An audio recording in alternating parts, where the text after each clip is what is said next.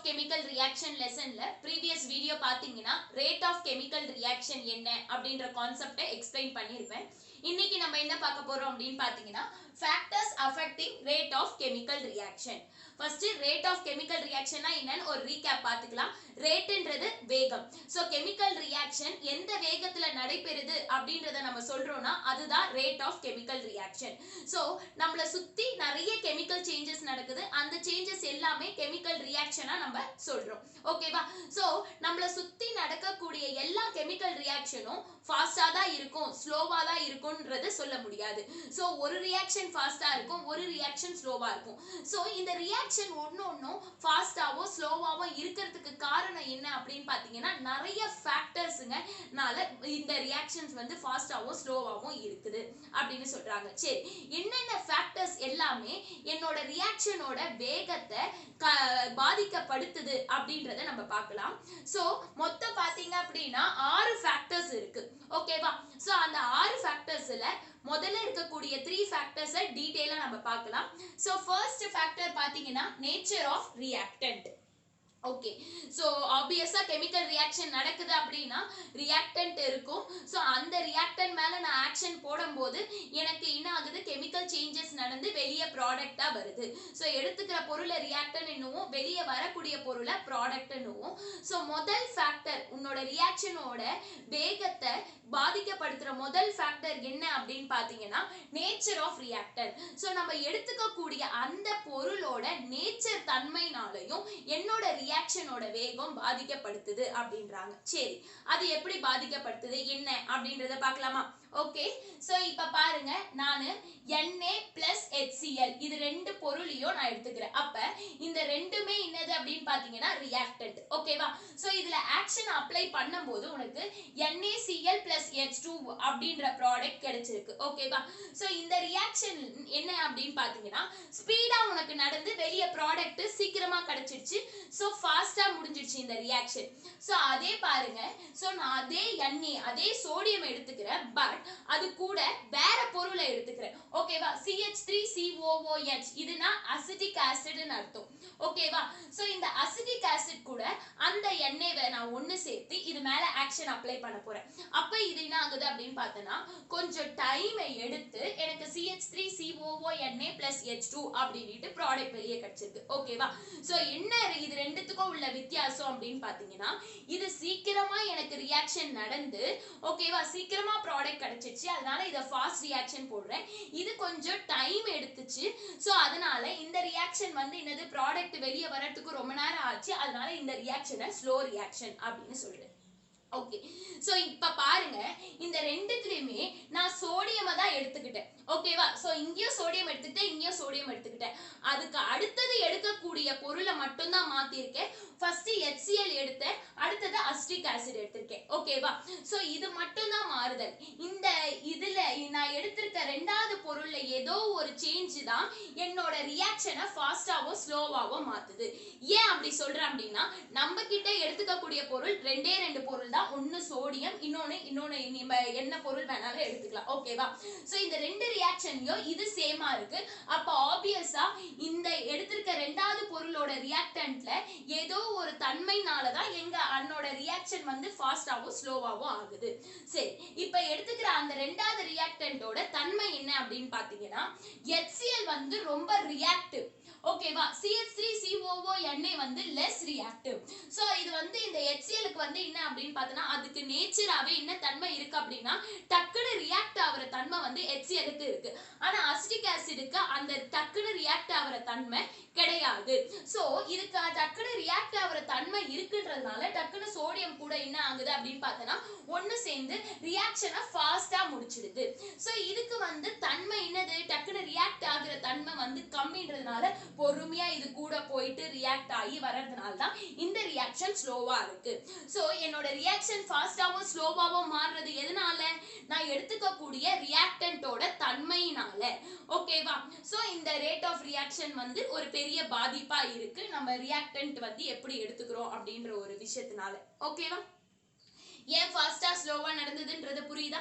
So இதுக்கு வந்து என்னது ரியாக்டிவ் தன்மை இருக்கு, இது வந்து என்னது அப்படின்னு பார்த்தனா ரியாக்டிவ் தன்மை கம்மியா இருக்கு, அதனால இங்க வந்து ஃபாஸ்ட் ஸ்லோவுன்ட்டு இந்த ரியாக்ஷனோட ரேட் வந்து சேஞ்ச் ஆகுது. புரிஞ்சுதா? ஓகே. சோ இதுதான் நேச்சர் ஆஃப் ரியாக்டன்ட் முதல் ஃபேக்டர்.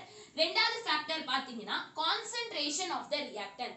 சோ நம்ம எடுத்துக்கக்கூடிய ரியாக்டன்ட்டோட கான்சென்ட்ரேஷனும் என்னோட கெமிக்கல் ரியாக்ஷனோட வேகத்தை பாதிக்கப்படுத்துது அப்படின்றாங்க. சரி, ஃபர்ஸ்ட் கான்சென்ட்ரேஷன்னா என்ன அப்படின்றத பார்த்துடலாம். So amount of solute added in a given amount of solvent. ஓகேவா? சோ ஒரு சொல்யூஷன் ப்ரிப்பேர் பண்றோம் அப்படின்னா நம்மளுக்கு வந்து பாத்தீங்கன்னா ரெண்டு டைப் இருக்கும். ஒன்னு சொல்யூட், இன்னொன்னு வந்து சால்வெண்ட்.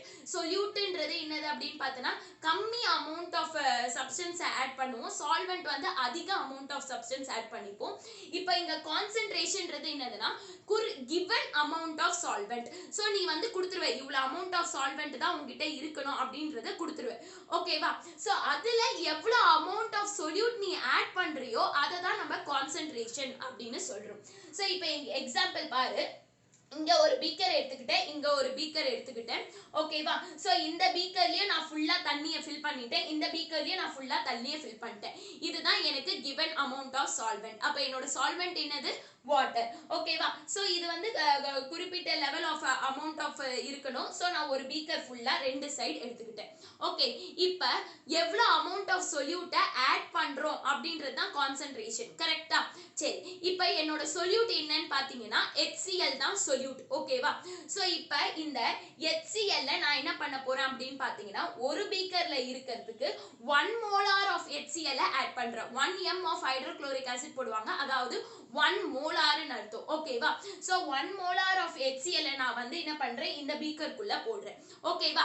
சோ இந்த பீக்கர்ல நான் என்ன பண்ண போறேன் அப்படின்னா 2 மோலார் ஆஃப் HCl நான் இந்த பீக்கருக்குள்ள போடுறேன். சோ இதுல கான்சென்ட்ரேஷன்ன்றது என்னது அப்படின்னு பாத்தீங்கன்னா இந்த 1 மோலார் அப்படின்றது தான் கான்சென்ட்ரேஷன். எவ்வளவு அமௌண்ட் ஆட் பண்றோம் அப்படின்றது தான கான்சென்ட்ரேஷன். சோ இப்போ இந்த சைடுல 1 மோலார்ன்றது கான்சென்ட்ரேஷன், இங்க 2 மோலார்ன்றது கான்சென்ட்ரேஷன். ஓகேவா?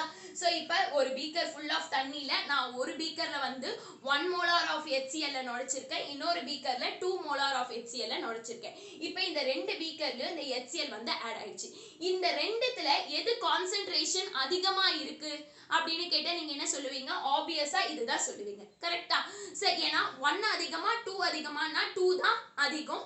சோ இங்க நீ வந்து என்ன பண்ணிருக்க 2m ஆஃப் HCl போட்டிருக்க. அப்ப இந்த சைடு இருக்கக்கூடிய பீக்கருக்கு கான்சென்ட்ரேஷன் ஜாஸ்தியா இருக்கு அப்படின்றத நம்ம சொல்லுவோம். ஓகேவா? இப்போ நீங்க என்ன பண்ண போறீங்க அப்படின்னு பாத்தீங்கன்னா ஜிங்கை எடுத்துன்னு வந்து என்ன பண்ண போறீங்க, இதுலயும் போட போறீங்க, இதுலயும் போட போறீங்க. ஓகேவா? சோ இப்போ இவங்க ரெண்டு பேரு ரியாக்ட் ஆகணும், இங்க ரியாக்ட் ஆகணும். சோ இப்போ பாருங்க, நான் ஜிங்கை வந்து இந்த பீக்கர்ல போடும்போது இது வந்து ரியாக்ட் வந்து என்ன ஆகுது அப்படின்னு பார்த்தனா என்னோட ரியாக்ஷன் வந்து ஸ்லோவா கிடைக்குது. வெளியே வரக்கூடிய ப்ராடக்ட் வந்து என்னது அப்படின்னு பாத்தீங்கன்னா ரொம்ப பொறுமையா வெளியே வந்துச்சு. சோ இந்த ரியாக்ஷன் வந்து ரொம்ப ஸ்லோவா நடக்குது. இங்க பாத்தீங்க அப்படின்னா என்னோட ரியாக்ஷன் வந்து ஃபாஸ்டா நடக்குது அப்படின்னு சொல்றாங்க. சோ ஓகேவா? சோ இப்போ ஜிங்கை வந்து உள்ள நுழைச்சிடுறேன். இங்க ஜிங்க் வந்து உள்ள கரையிறது வந்து ரொம்ப ஸ்லோவா கரைஞ்சி வெளியே ப்ராடக்ட் வருது, இங்க வந்து ஃபாஸ்டா கரைஞ்சி வெளியே ப்ராடக்ட் வருது. சரி, இதற்கு என்ன காரணம்? இது ஸ்லோவாவும் அது ஃபாஸ்டாவும் நடக்கிறதுக்கு என்ன காரணம் அப்படின்னு பாத்தீங்கன்னா concentration increases. so ஒன்னத்தோட concentration அதிகமா இருந்துச்சு அப்படினா அதோட reaction rateம் அதிகமா இருக்கும் அப்படினு சொல்றாங்க. சரி, ஏன் concentration அதிகமா இருந்தா reaction rate அதிகமா இருக்கும் அப்படின்றாங்கன்னா உனக்கு concentration அதிகமா ஆயிடுச்சுனா உள்ள இருக்கக்கூடிய particles என்ன ஆயிடுது அப்படினு பார்த்தனா அதிகமாயிடும். so particles நிறைய ஆயிடுச்சு அப்படினா உனக்கு work ஸ்பீடா நடக்கும். இப்போ ஒரு ஆள் ஒரு work பண்றதுக்கும் 10 பேர் சேர்ந்து ஒரு work பண்றதுக்கும் வித்தியாசம் இருக்கு. so 10 பேர் பண்றது வந்து என்னது டக்குன்னு முடிஞ்சிரும், ஒரு ஆள் பண்றது ரொம்ப நாள் இருக்கும். அந்த மாதிரி கான்சென்ட்ரேஷன்ன்றது உன்னோட அமௌண்ட் இன்க்ரீஸ் ஆகுறது தான். ஓகேவா? சொல்யூட்டோட அமௌண்ட். so அது அதிகமோது உள்ள இருக்கக்கூடிய பார்ட்டிகல்ஸ் அதிகமாயிடும். அப்ப அவங்க வர்க்க வந்து ஸ்பீடா பண்ணிடுவாங்க. அப்ப என்னோட ரியாக்ஷனோட ரேட் ஸ்பீடா இருக்கும். so நான் ஜிங்கை இது கூட நான் போடுறேன், அதே ஜிங்கை இதுக்குள்ள போடுறேன். இங்க வந்து 1 m of HCl. ஓகேவா? so இங்க 1 molar of HCl தான் இருக்கு. பட் இந்த பீக்கர்ல பாத்தீங்கன்னா 2 molar of HCl. அப்ப இத கம்பேர் பண்ணும்போது இதுல இருக்கக்கூடிய பார்ட்டிகல்ஸ் வந்து நிறைய இருக்கும். இவங்க டக்குன்னு அந்த ஜிங்க் கூட ரியாக்ட் ஆகி சீக்கிரமா வர்க்க முடிச்சிடுறாங்க. அதனால இந்த ரியாக்ஷன் வந்து ஃபாஸ்டா நடைபெறுது, இந்த ரியாக்ஷன் வந்து ஸ்லோவா நடைபெறுது. புரிஞ்சுச்சா? சோ ரியாக்ஷனோட கான்சென்ட்ரேஷனும் ஒரு பெரிய ஃபேக்டர் நம்ம ரேட் ஆஃப் ரியாக்ஷனுக்கு அஃபெக்டிங்கா இருக்கு அப்படின்னு சொல்றாங்க. புரிஞ்சுதா? ஓகே. சோ நெக்ஸ்ட் பாத்தீங்க அப்படின்னு பாத்தீங்கன்னா third factor. So third factor என்ன அப்படின்னு பாத்தீங்கன்னா டெம்பரேச்சர். சோ டெம்பரேச்சரை பத்தி பெருசா எக்ஸ்பிளைன் பண்ணணும்ன்றதே கிடையாது. சோ ஆல்ரெடி உங்களுக்கே தெரியும் டெம்பரேச்சரை இன்க்ரீஸ் பண்ணா ரேட் ஆஃப் ரியாக்ஷனும் இன்க்ரீஸ் ஆகும். சோ இது வந்து நம்ம பார்த்து நம்ம அன்றாடமா பார்க்கிறது தான் இது இந்த ரியாக்ஷன். ஓகே. சோ டெம்பரேச்சர் இன்க்ரீஸ்ன்னும் போது என்னது அப்படின்னு பாத்தீங்கன்னா ஹீட் அதிகரிக்க அதிகரிக்க உன்னோட ரியாக்ஷனோட ரேட்டும் வந்து என்ன ஆயிடுது அப்படின்னு பார்த்தனா அதிகரிச்சுக்கிட்டே போகும் அப்படின்னு சொல்றாங்க. சோ இதுக்கு பெஸ்ட் எக்ஸாம்பிள் என்ன அப்படின்னு பாத்தீங்கன்னா ஐஸ் கியூப்ஸ் எடுத்துக்கலாம். சோ ஐஸ் கியூபை எடுத்துட்டு வந்து நீ நார்மலான ரூம் டெம்பரேச்சர்ல வச்ச அப்படின்னா சோ சாதாரணமா உங்க ஹால்ல வைக்கிறீங்க அப்படின்னா அது மெல்ட் ஆகுறதுக்கு கொஞ்ச நேரம் எடுக்கும். ஓகேவா? சோ இதே ஐஸ் கியூப்ஸை எடுத்துட்டு போயிட்டு வெளியே ஹாட் சன்ல நீங்க வைங்களே. சோ ஹாட் சன்ல வச்சோன்னு டக்குன்னு உருகிடும். இதற்கு என்ன காரணம்? ரூம் டெம்பரேச்சர் வந்து என்னது அப்படின்னா நம்ம ஹால்ல இருக்கக்கூடிய டெம்பரேச்சர் கம்மி. பட் வெளியே எடுத்துட்டு போயிட்டா ரொம்ப அதிகமான ஹீட் டெம்பரேச்சர் அங்க கிடைக்குது. அப்ப அந்த ரியாக்ஷன் வந்து என்ன ஆயிடுது? சீக்கிரமா நடந்த ஐஸ் டக்குன்னு மெல்ட் ஆயிடுது. இங்க மெல்ட் ஆகுது. சோ டெம்பரேச்சர் அதிகரிக்க அதிகரிக்க நம்மளோட ரியாக்ஷன் ரேட்டும் வந்து என்ன ஆயிடுது அப்படின்னு பார்த்தனா ஸ்பீட் ஆயிட்டே போகும் அப்படின்னு சொல்றாங்க. ஓகேவா? சோ இந்த டெம்பரேச்சர் அதிகரிக்க அப்படின்னா ஹீட். சோ ஒண்ணுத்துக்கு நம்ம ஹீட் கொடுக்கும்போது அது ஸ்பீடா அந்த ரியாக்ஷன்ஸ் வந்து நடைபெறுது அப்படின்னு சொல்றாங்க. ஓகே.